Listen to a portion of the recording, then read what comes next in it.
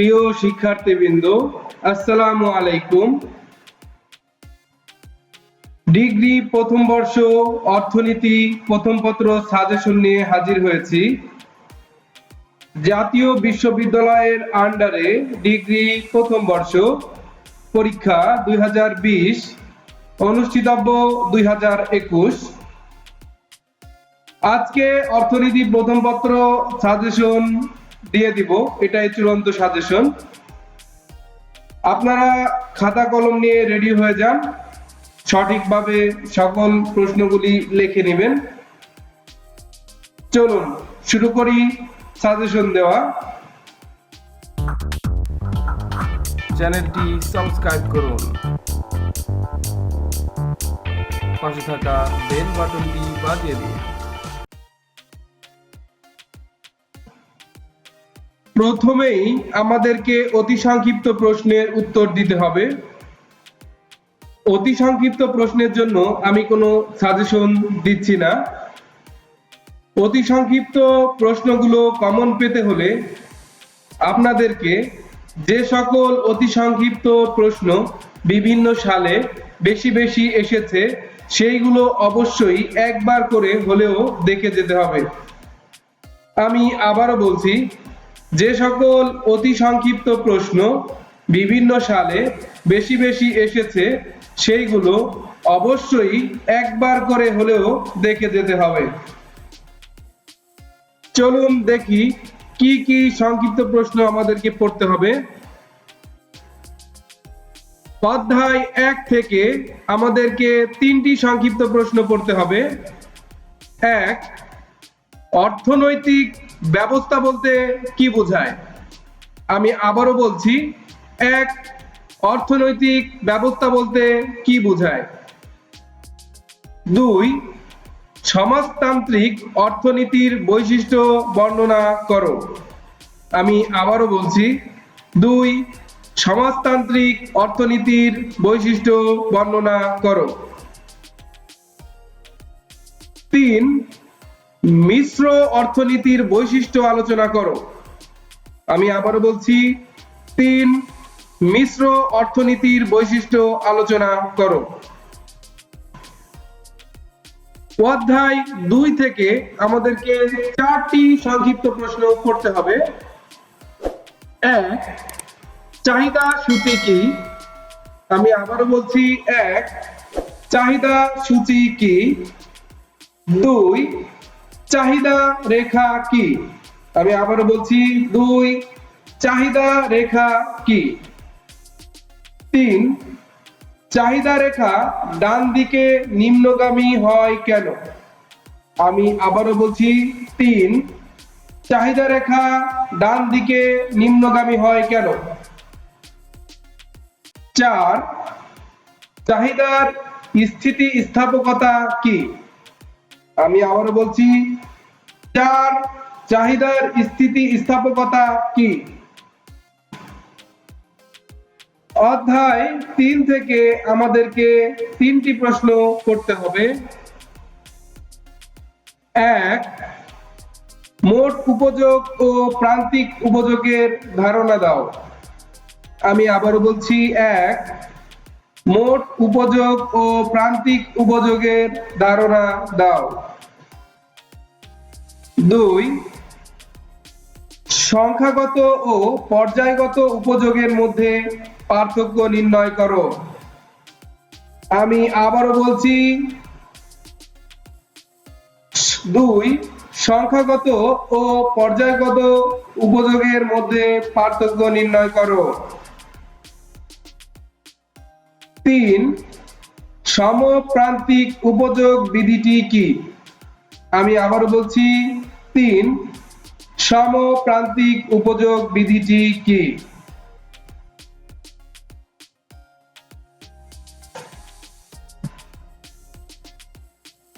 4 number অধ্যায় থেকে আমাদেরকে 3টি প্রশ্ন করতে হবে।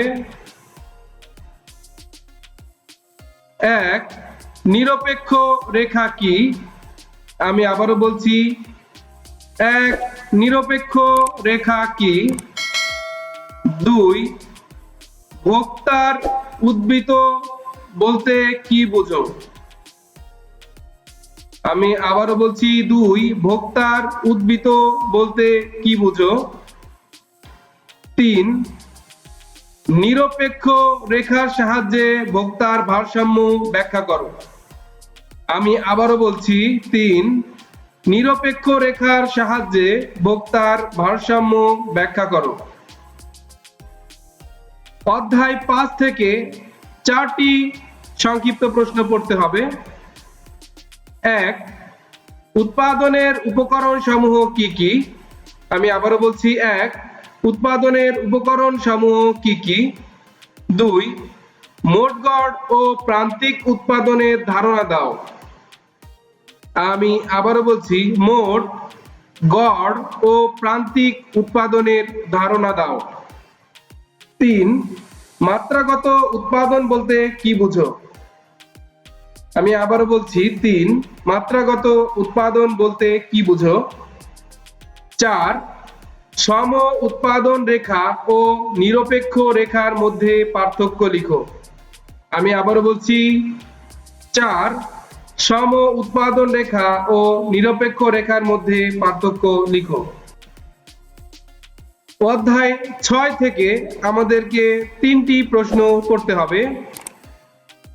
1, স্থির ব্যয় ও পরিবর্তনশীল ব্যয়ের মধ্যে পার্থক্য নির্দেশ করো।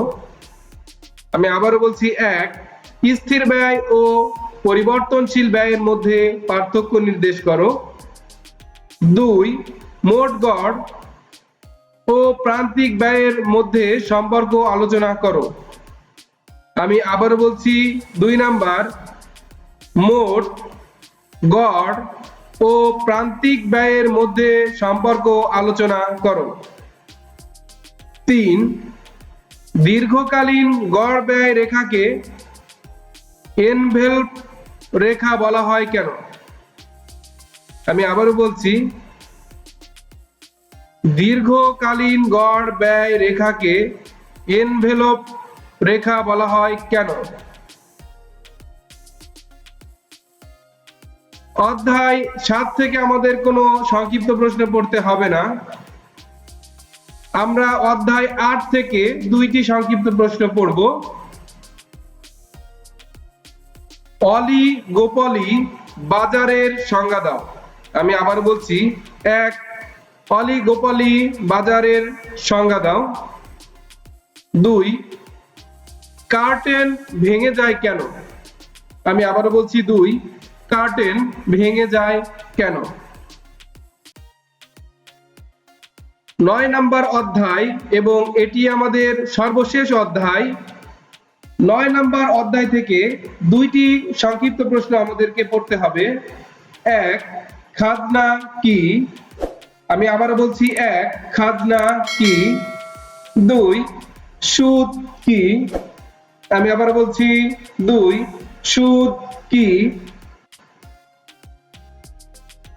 এখন আমি রচনামূলক প্রশ্নগুলো বলে দেব। অধ্যায় 1 থেকে 3টি রচনামূলক প্রশ্ন আমাদেরকে পড়তে হবে। 1, ব্যষ্টিক ও সামষ্টিক অর্থনীতির মধ্যে পার্থক্য নির্দেশ করো। আমি আবারও বলছি 1, ব্যষ্টিক ও সামষ্টিক অর্থনীতির মধ্যে পার্থক্য নির্দেশ করো।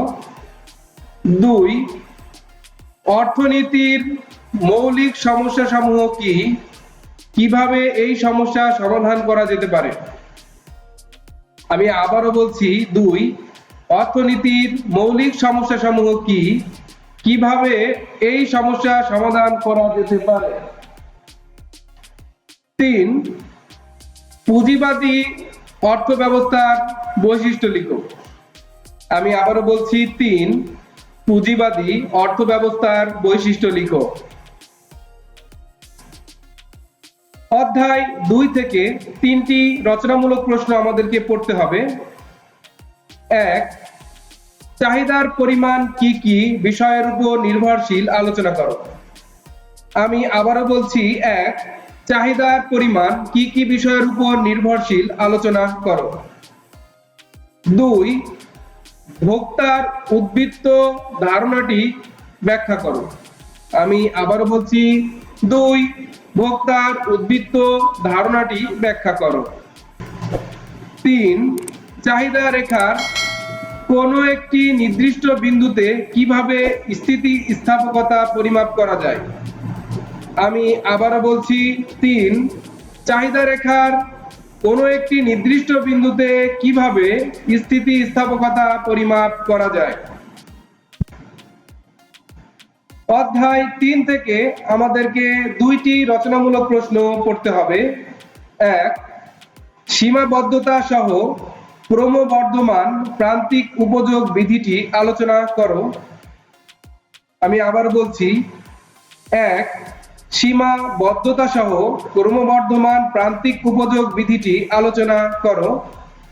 2 ভোক্তার ভারসাম্য কিভাবে সমপ্রান্তিক উপযোগ বিধি অনুযায়ী নির্ধারিত হয় তা ব্যাখ্যা করো।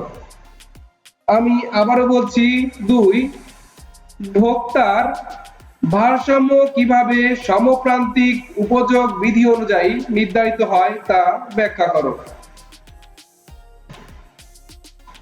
অধ্যায় 4 থেকে একটি রচনামূলক প্রশ্ন আমাদেরকে পড়তে হবে। নিরপেক্ষ রেখার বৈশিষ্ট্য আলোচনা করো। আমি আবারও বলছি নিরপেক্ষ রেখার বৈশিষ্ট্য আলোচনা করো। অধ্যায় 5 থেকে 2টি রচনামূলক প্রশ্ন আমাদেরকে পড়তে হবে। 1 মাত্রাগত উৎপাদন কত প্রকার ও কি কি। আমি আবার বলছি 1 মাত্রাগত উৎপাদন কত প্রকার ও কি কি। 2 ক্রমহ্রাসমান প্রান্তিক উৎপাদন বিধিটি আলোচনা করো। আমি আবারও বলছি 2 নাম্বার ক্রমহ্রাসমান প্রান্তিক উৎপাদন বিধিটি আলোচনা করো। অধ্যায় 6 থেকে একটি রচনামূলক প্রশ্ন আমাদেরকে করতে হবে।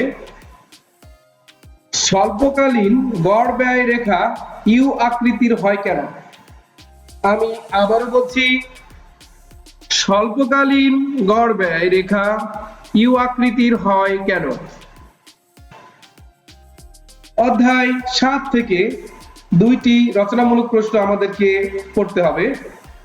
1 পূর্ণ প্রতিযোগিতামূলক বাজারে একটি ফার্ম কিভাবে ভারসাম্যে উপনীত হয় তা ব্যাখ্যা করো। আমি আবার বলছি পূর্ণ প্রতিযোগিতামূলক বাজারে একটি ফার্ম কিভাবে ভারসাম্যে উপনীত হয় তা ব্যাখ্যা করো। 2 কোন অবস্থায় পূর্ণ প্রতিযোগী ফার্ম স্বল্পকালে লোকসান স্বীকার করলেও উৎপাদন চালিয়ে যেতে পারে। আমি আবার বলছি কোন অবস্থায় পূর্ণ প্রতিযোগী ফার্ম স্বল্পকালে লোকসান স্বীকার করলেও উৎপাদন চালিয়ে যেতে পারে। অধ্যায় 8 থেকে একটি রচনামূলক প্রশ্ন পড়তে হবে। অলিগোপলি বাজারের বৈশিষ্ট্য সমূহ আলোচনা করো। আমি আবারও বলছি অলিগোপলি বাজারের বৈশিষ্ট্য সমূহ আলোচনা করো। অধ্যায় 9 এটি আমাদের সর্বশেষ অধ্যায়। এখান থেকে 3টি রচনামূলক প্রশ্ন আমরা পড়ে যাব ইনশাআল্লাহ। 1 বন্টনের প্রান্তিক উৎপাদনশীলতা তত্ত্বের অসুবিধা আলোচনা করো। আমি আবারও বলছি 1 বন্টনের প্রান্তিক উৎপাদনশীলতা তত্ত্বের অসুবিধা আলোচনা করো। 2 বন্টনের প্রান্তিক উৎপাদনশীলতা তত্ত্বটি আলোচনা করো। আমি আবারও বলছি বন্টনের প্রান্তিক উৎপাদনশীলতা তত্ত্বটি আলোচনা করো। 3 রিকার্ডোর খাজনা তত্ত্বটি সমালোচনা সহ আলোচনা করো। আমি আবারও বলছি 3 রিকার্ডোর খাজনা তত্ত্বটি সমালোচনা সহ আলোচনা করো। এই কয়টি প্রশ্ন সঠিকভাবে পড়লে আশা করছি এর মধ্য থেকেই আপনারা শতভাগ কমন পাবেন ইনশাআল্লাহ। আপনারা পরবর্তীতে কোন সাবজেক্টটির সাজেশন চাচ্ছেন অবশ্যই কমেন্টে জানাবেন। চ্যানেলটি সাবস্ক্রাইব করতে ভুলবেন না এবং পাশে থাকা বেল বাটনটি বাজিয়ে দিন, তাহলে আমাদের প্রত্যেকটি ভিডিও, প্রত্যেকটি সাজেশন আপনাদের কাছে নোটিফিকেশন আকারে পৌঁছে যাবে। ধন্যবাদ সকলকে। আল্লাহ হাফেজ। আসসালামু আলাইকুম ওয়া রাহমাতুল্লাহি ওয়া বারাকাতুহু।